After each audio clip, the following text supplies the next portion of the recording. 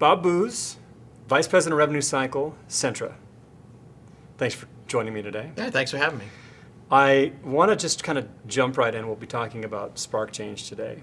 And always what I'm curious about when a revenue cycle stakeholder makes the choice to involve a vendor, what were the challenges that you were facing at the time that you decided to seek a partner? Regardless of who you ended up with, just like what was it at the time that you were dealing with? A lot of vendors come to the table or get your attention by saying, we do everything. We're able to speak the language of the EHR that you're working on. We're vendor agnostic. We do all of this work. We can make magic happen. Just sign on the dotted line here and everything's going to be wonderful. And in practicality, it's not true. No. It doesn't happen. No. It doesn't happen. So you've got to get beyond the glitz and the sales and all the positive things and look at how is it really going to function. Yeah. What is your experience? Who have you worked well with in my world where you have success that you'll give me unfettered access to them to talk about it? Yeah. If you'll do that, then you're going to get more into a conversation with us. If you're going to offer us, hey, we have AI and we can do everything. Yeah. There's buildings full of those types of people. God love them, but we need, in the EHR that we're in with Cerner, we need you to actually speak Cerner. Totally. Absolutely speak Cerner. If you use the term agnostic, we pick that up quickly. If you say we are vendor agnostic, then you don't know Cerner and you have not worked in Cerner. I understand. Absolutely. Yeah, they're telling you they can work in Cerner, McKesson, Meditech, Epic, et cetera. It's like, well. Like they're interchangeable. And they are so not. I totally follow you. Well, so deep vetting sounds like is the first thing. And I think that does, there's been some grumbling that the sales cycles in this space as vendors, from the vendor's perspective, is 6 months, 12 months, 18 months. But the vetting requirements are substantial. Absolutely. I mean, because we want to see practical usage from someone similar to us. Yep. We want to see it in action. I want to talk to a counterpart that does it, that has this track record. And I'm very willing to pay it forward. Yeah. Very willing to pay it forward when I have someone in a partnership that we have a lot of success in, that we have gained this knowledge through leveraging other people, that I will gladly then take that spot as a seasoned client of a vendor and say, what they are saying they will do, they can do real world. Well, that's tremendous because, the urgency to get solutions and bring vendors in is high, and that vetting time frame is extensive. But if you're able to offer, sort of lend your expertise and experience, you can significantly shortcut that for a provider who might be looking for a solution urgently. Exactly. I mean, it might be the linchpin to the whole discussion with, it's fancy, it looks like it can do everything. I've been in many situations where I've seen a great product that works well, does all of the background things, does all of the functions that we're looking to in whatever space we're looking for, then they plug it into Cerner and it explodes. So, been there, done that, have the t-shirts, have seen it before, very well aware, a couple of situations in, and more on guard about that than we may have been at the beginning. Okay, so doesn't explode is a good measure, but I'm sure you guys set out with very specific metrics for success when you started the relationship with SparkChange. What can you tell me about that?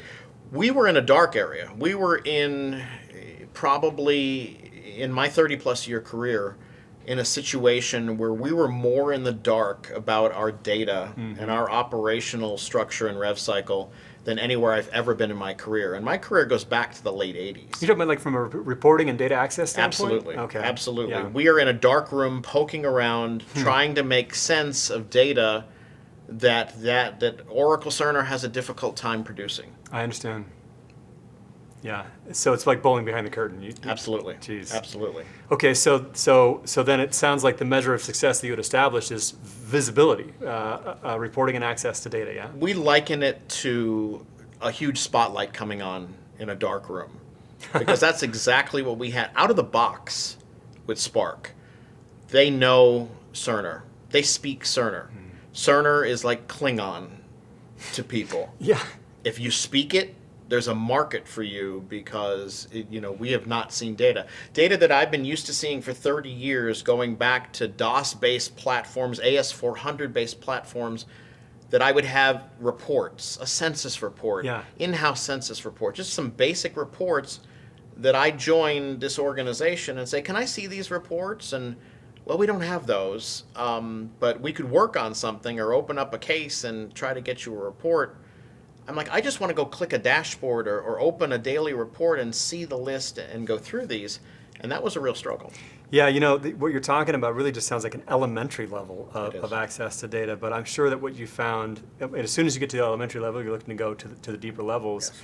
and you want that speed of drillability, and you can follow sort of your own path of insight. You have an instinct to go here, and the reporting flows with you. Yes. Yeah. When I joined the organization 4 years ago, it took us 20 days to get a claim out the door. We had not billed a patient in 12 months. Yeah. We did not have access to robust data that really knew where we were. Spark helped us light that room up a little bit. Yeah. And 4 years later, due to a lot to their partnership, we now get a claim out in 5 days. Okay. We posted $200 million extra cash in the first year, just from loosening up, focusing on unbilled claims with Spark's help, using their robust reporting, Yeah. showed us the way. And then we had fabulous leaders and fabulous staff that when you show them the data and you point the direction and say, go this way and this is going to fix, just getting unbilled fixed. I told my staff, I said, if we get the bills out the door faster, we're going to hide a lot of other problems and let us work on those individually. And it worked. It said, you push $200 million extra into the rev cycle as billed, you're gonna solve a lot of problems quickly. Yeah. And then get to work on the really, really hard stuff. Because it sounds like it's a lot, but that's really blocking and tackling in rev cycle. We're going to work on the double reverses and the fade patterns later. Let's learn how to block and how to tackle and watch how far we get. And we did within a year with Spark's help. Do you know what comes up for me when you say that? The $200 million is a massive achievement. I'll just start with that. What I see as a struggle with a lot of health systems is they understand that there are a phenomenal spectrum of initiatives that they could be pursuing, but Right. the resources aren't there, right? And if that kind of cash is hiding just for lack of data and access and visibility, that's the key, right? That's how you reach the first rung of the ladder, so to speak. In order to start climbing through the initiatives to gain even greater efficiencies, you need that initial unlock. Absolutely. So when you guys unlocked that initial 200, you were able to pursue additional initiatives. Can you tell me about that? We did so much for our employees of the organization, wage adjustments, the ability to raise the pay of our lowest level folks, to raise the level of nursing that were so hard. This is 2020. Yeah. So hard to find. Oh, man. Yes, and we were paying so much for contract to be able to pay our own people and push this and to tell RevCycle people that in 2020, you didn't really tell any people you worked in billing. But nobody in the outside knows what RevCycle means. But don't tell anyone you work in patient financial services because we couldn't get bills out. We were billing people late. But now 4 years later, we've got staff that are looking at that and saying, I'm part of the reason that we have adjusted and raised the level of living wages to our lowest level environmental services, food service workers, that they could raise the level of pay, raise nursing levels of pay to retain our people.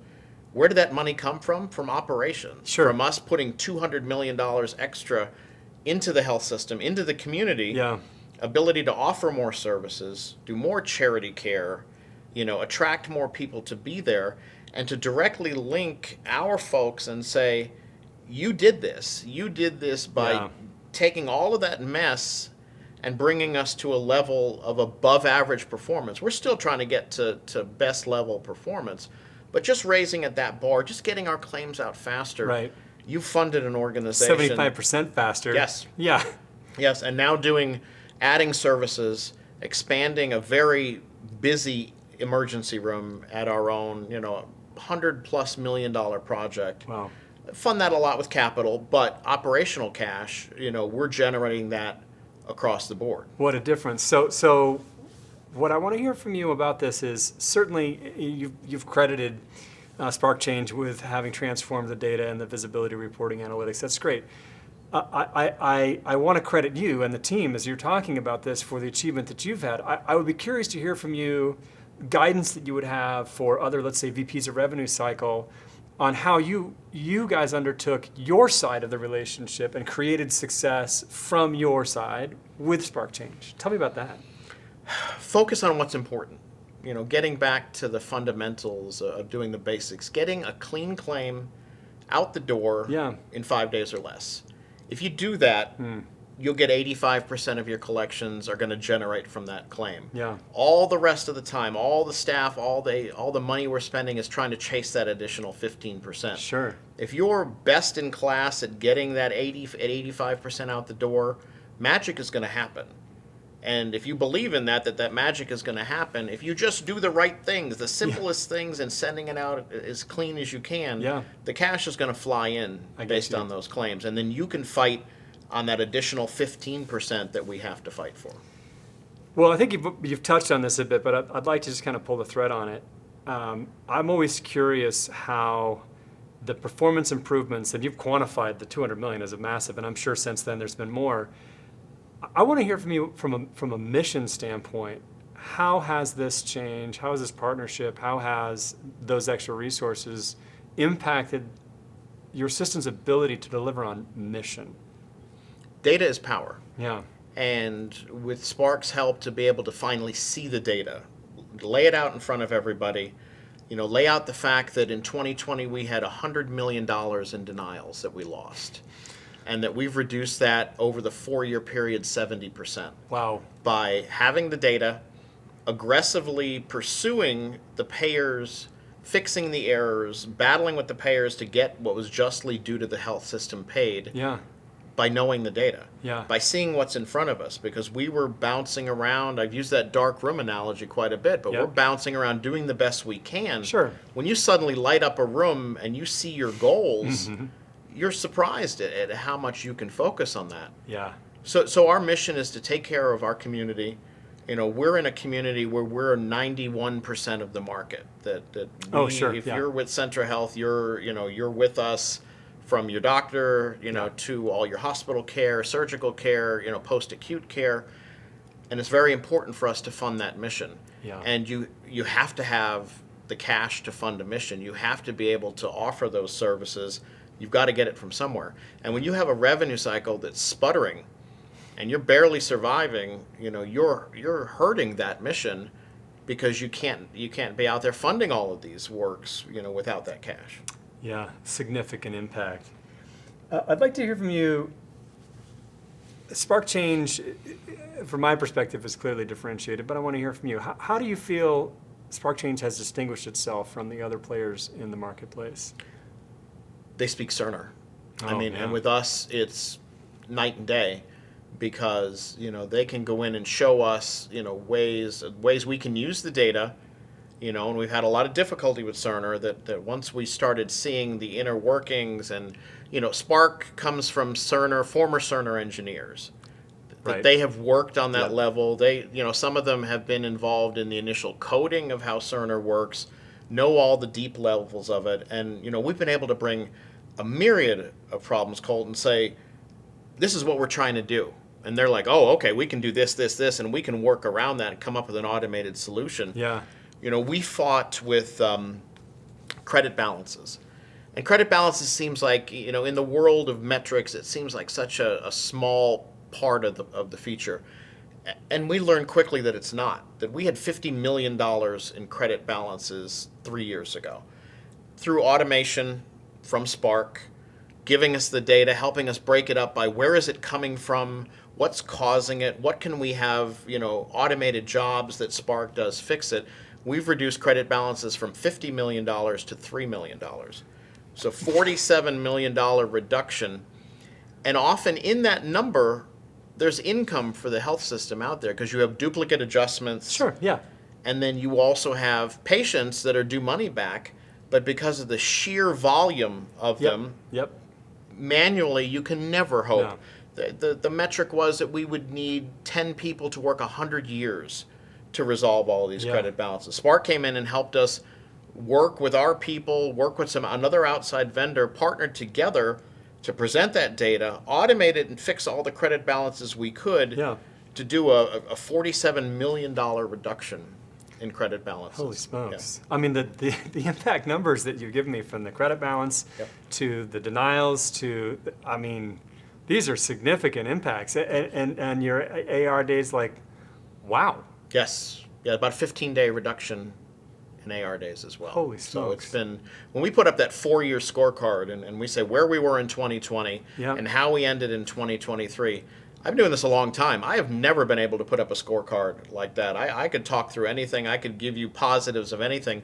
I put those major metrics up and do a 4-year look back in columns, and it's incredible. I'm impressed. And, you know, I've been doing it a long time. To put that scorecard up, that might be the crown jewel of my career, to put that scorecard up and say, you know, look what this group did. And, you know, this is my group, and this is what they did. And I'm so proud of them. And, you know, it's been our help. You know, Spark's been a huge, huge part of that. Yeah. It's funny. It's like, it always seems to me when major achievements happen on the clinical side, that news reaches community, right? Oh, yeah. Community sees that. Has there been any visibility to this success for the community? Our community is very, very passionate, you know, very quick to social media to scold us. Oh, sure. And quick to social media to compliment us as well.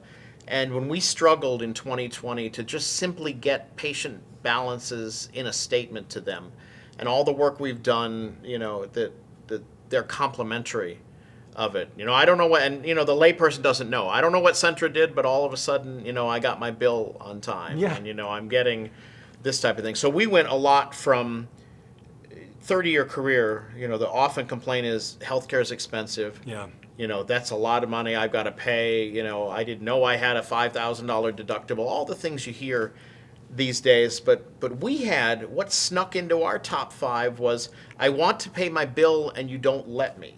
Oh, yeah. And that's criminal in my mind. Totally. That we would have that discussion. We've eliminated that out of our discussion. Fantastic. You know, through our patient portal and all the work we've done to manage our account balances, you know, we've got a different outlook. Has wins across the board. Yes. Yes. Last question I have for you.